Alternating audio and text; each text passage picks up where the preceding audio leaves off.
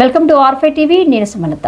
శంకరంపేట మండలం BRS party ముఖ్య నాయకులు కార్యకర్తలతో సమావేశమై ఈ నెల 27వ తేదీన వరంగల్లో జరగబోయే బీఆర్ఎస్ పార్టీ బహిరంగ సభ గురించి వారికి దిశానిర్దేశం చేసిన నారాయణఖేడ్ మాజీ శాసనసభ్యులు మహారెడ్డి భూపాల్ రెడ్డి.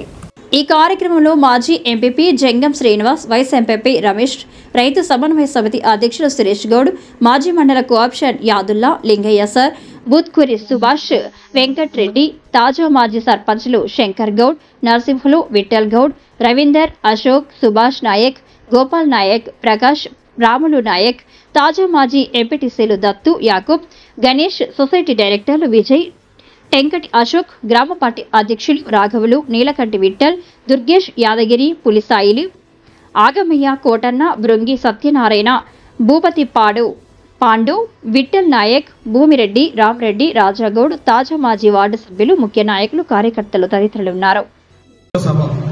అంటే దీన్ని భారీ ఎత్తున మనం విజయవంతం చేయాల్సిన అవసరం ఉంది. ఎందుకు చేయాలి? తెలంగాణని తెలంగాణ పేరు చెప్పుకొని ఎన్నో పార్టీలు ఆవిర్భవించినాయి.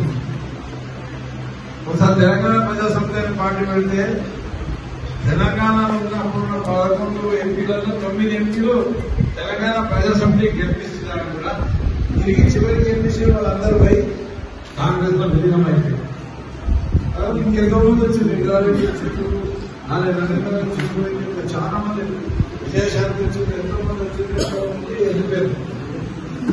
కానీ కేసీఆర్ గారు తెలంగాణ వరకు నేను దొంగటి ప్రోగ్రాం పెట్టుకున్నాను. అటు కాంగ్రెస్ తో పొత్తు పెట్టుకొని తెలంగాణతో మాట ఇస్తేనే సభలో కూడా చెప్పారు. ప్రభుత్వంలో కూడా కలిసి పొత్తు పెట్టుకున్నారు, పోటీ పక్కన ఎన్ని తగిన ఆయన పోరాడు పట్టిన కొనసాగిస్తూనే ఉన్నాడు, పదవులు త్యాగం చేస్తూనే ఉన్నాడు. చివరికి సాగుబడిన దాంట్లో తెలంగాణ రాష్ట్రం ప్రకటించాలని కోరుకోలేదు.